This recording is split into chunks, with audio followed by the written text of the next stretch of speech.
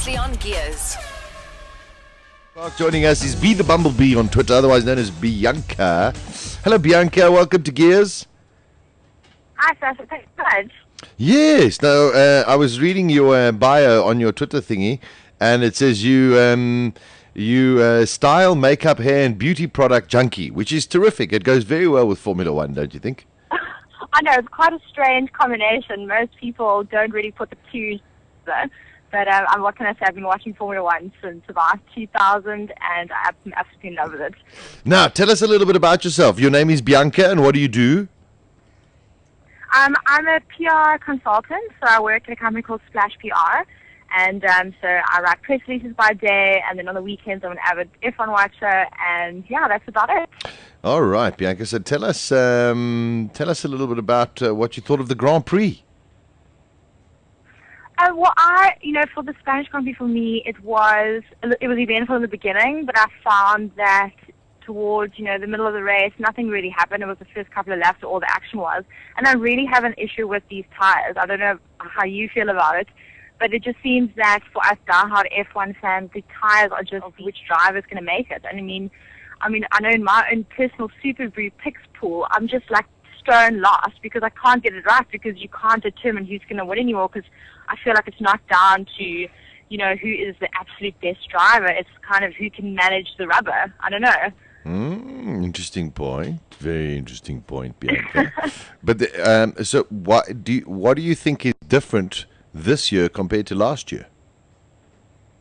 Sasha, I'm actually not 100% sure what they've done to the tires, but I've been reading up a bit.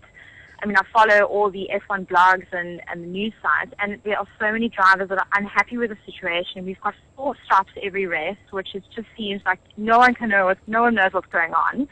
And also, with Button saying it's an absolute right mess, like you basically have qualifying, you have your laps in F1 that are not even as fast as qualifying of GP2 drivers. So it's slowing down the race so much. And having, watched since 2000, you are definitely seeing slow lap times. And I don't know, for me, it just does not really feel the same. I don't know what you feel about that. No, you bring up very, very good points. I think the tire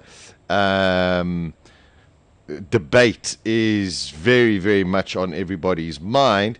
But it just seems as though the tire debate is on everybody's mind who's not having the ability to get it working for themselves, as we saw last. No, absolutely. You see, so this is where I think we do get into what you call a little conundrum, where we don't really know what or how everybody else is feeling. We're getting a lot of reports from people who are saying the tires aren't working. I do agree with you 100% in the sense that too many stops.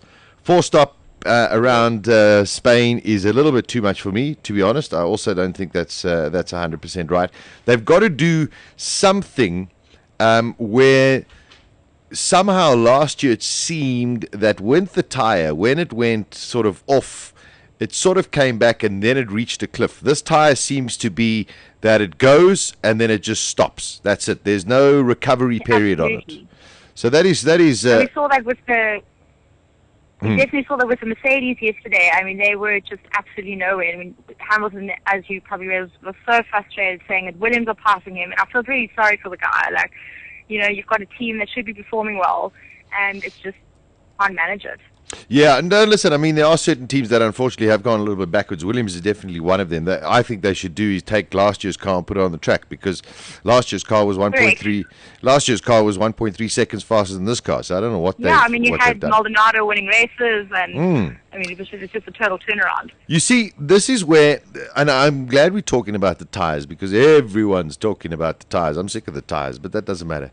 The whole thing is, if we had a constant tire, okay, like we did in the era of Bridgestone, yesterday would have been a very, very boring race.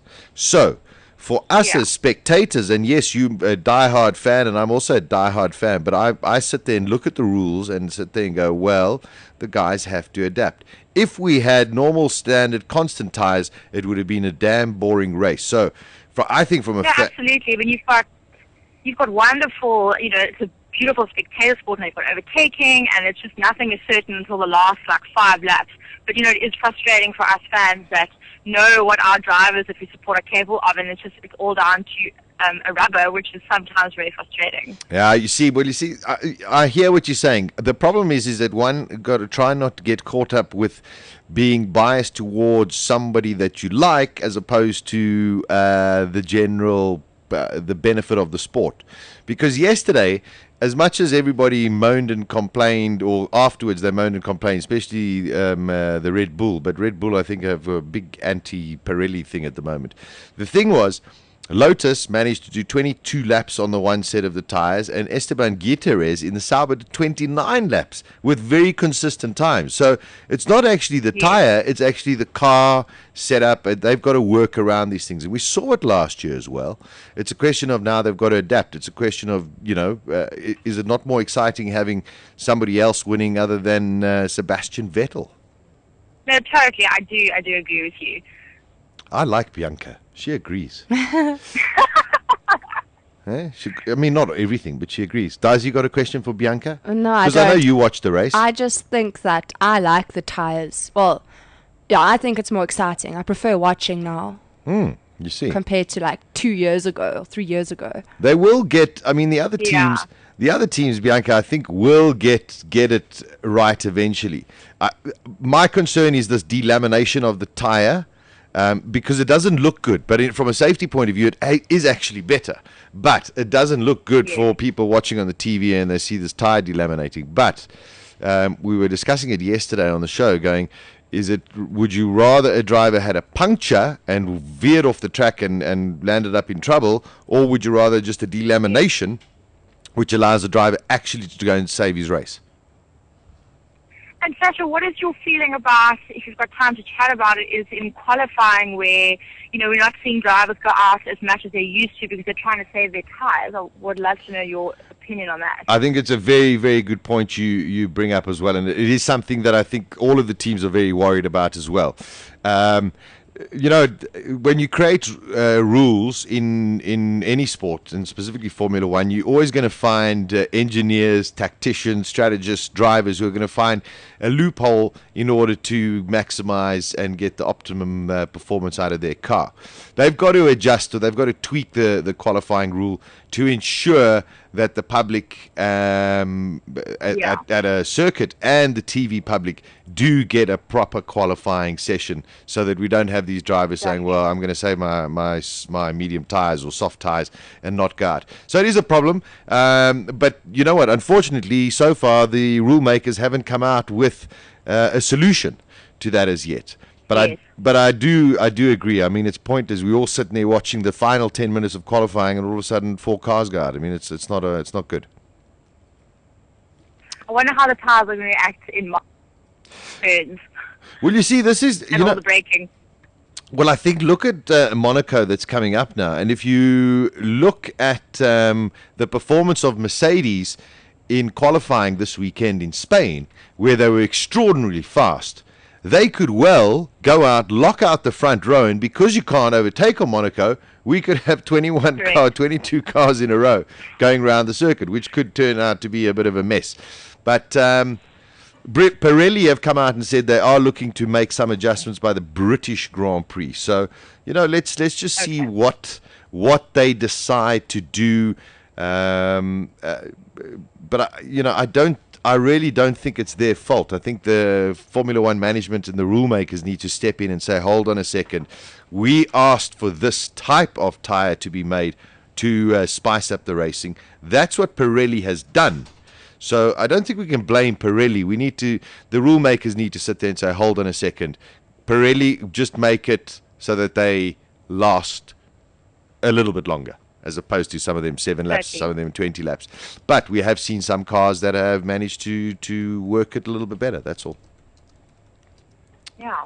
Yes. Well, we must get you in the studio one day. You must come and have a chat with us. That'll be fantastic. I would love that. All right. Well, we'll be in touch, and maybe we'll talk before the Monaco Grand Prix.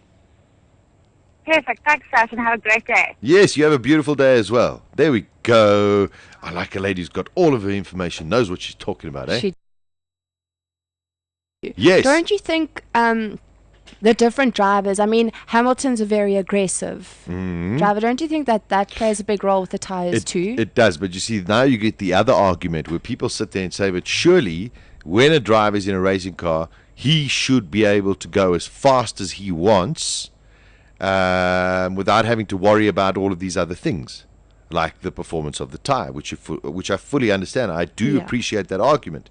The difference is that the tire and the setup that was directed to Pirelli to make for these teams is that the driver now has to change a little bit. The teams have to get their setup a little bit different, and that's how they have to go and race.